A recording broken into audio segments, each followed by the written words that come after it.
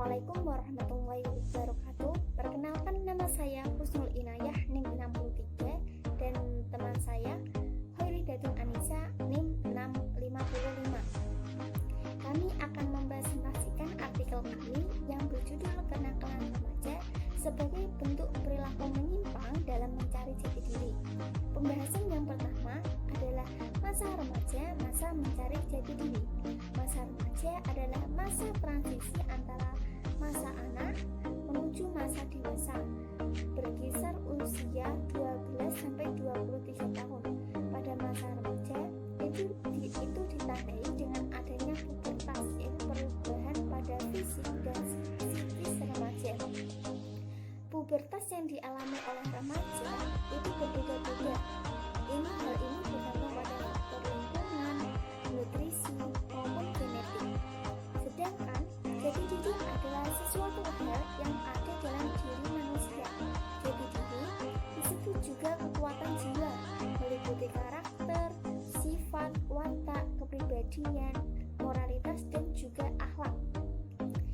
Menurut psikologi, dalam mencari jati diri itu membutuhkan waktu yang lama dan proses yang panjang, jalan yang panjang, karena jati diri itu tidak bisa muncul secara spontan, tapi melalui proses interaksi dan juga sosialisasi di dalam masyarakat.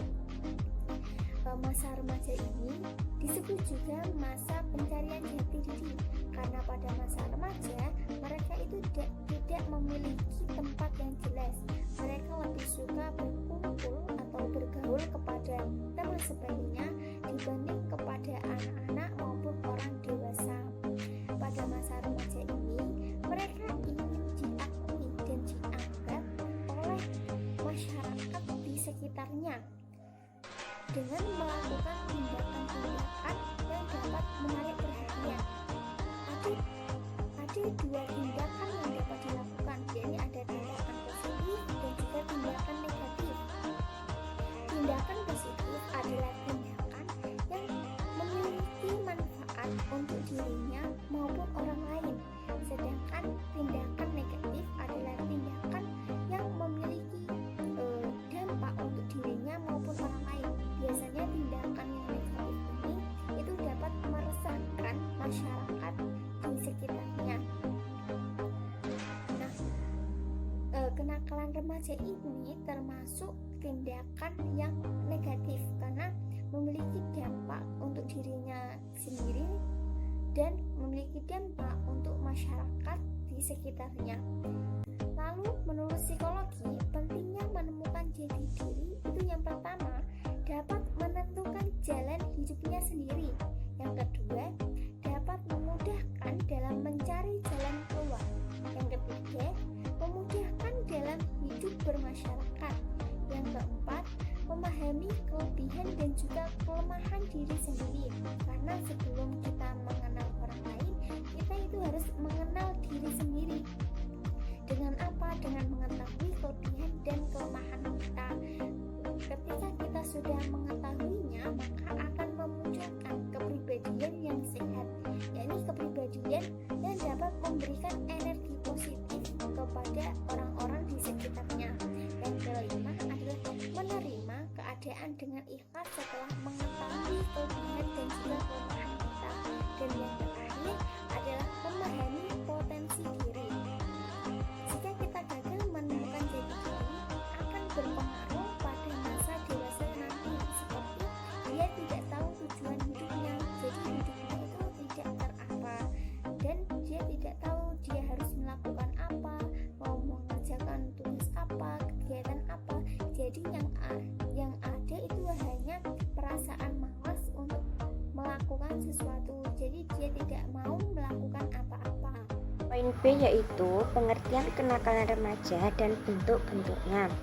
Menurut Kartono, ilmuwan sosiologi, kenakalan remaja atau dalam bahasa Inggris dikenal dengan istilah juvenile delinquency, merupakan gejala patologi sosial pada remaja yang disebabkan oleh satu bentuk pengabdian sosial. Akibatnya, mereka mengembangkan bentuk perilaku yang menyimpang.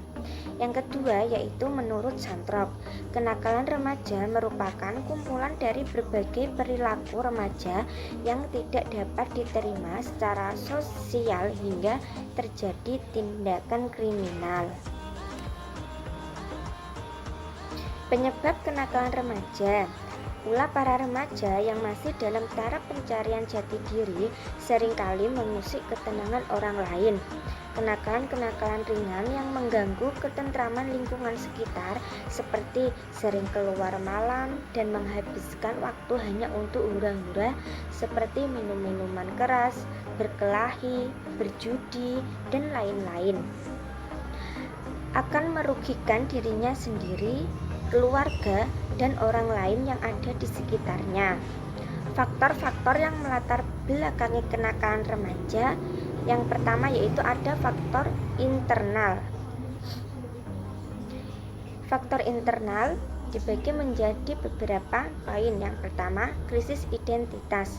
Perubahan biologis dan sosiologis pada diri remaja memungkinkan terjadinya dua bentuk integrasi.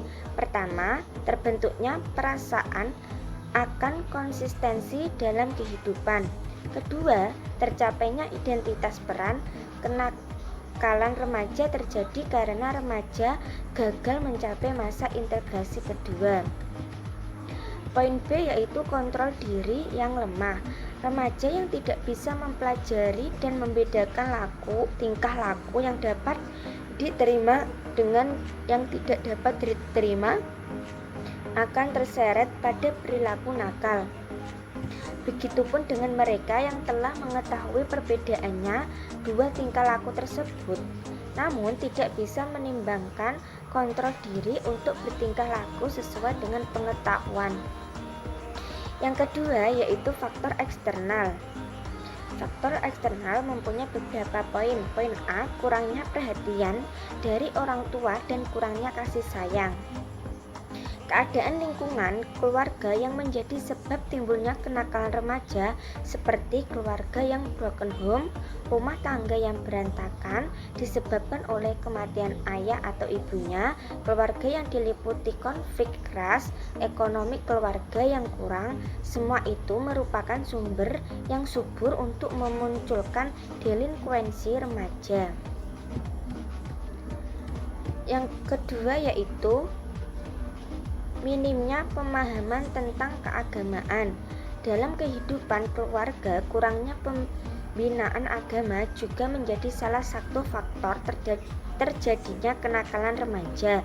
Dalam pembinaan moral, agama mempunyai peran yang sangat penting karena nilai-nilai moral yang datangnya dari agama tetap tidak berubah karena perubahan waktu dan tempat. Poin C yaitu pengaruh dari lingkungan. Pengaruh budaya barat serta pergaulan dengan teman sebayanya yang sering mempengaruhinya untuk mencoba dan akhirnya malah terjerumus ke dalamnya. Poin D yaitu tempat pendidikan. Tempat pendidikan dalam hal ini yang lebih spesifikannya adalah berupa lembaga pendidikan atau sekolah. Kenakalan remaja ini sering terjadi ketika anak berada di sekolah dan jam pelajaran yang kosong. Kemudian yaitu terima kasih. Selanjutnya akan disampaikan oleh Mbak Ina. Rumah tangga yang berantakan disebabkan oleh kematian ayah atau ibunya, keluarga yang diliputi konflik keras, ekonomi keluarga yang kurang, semua itu merupakan sumber yang subur untuk memunculkan delinkuensi remaja.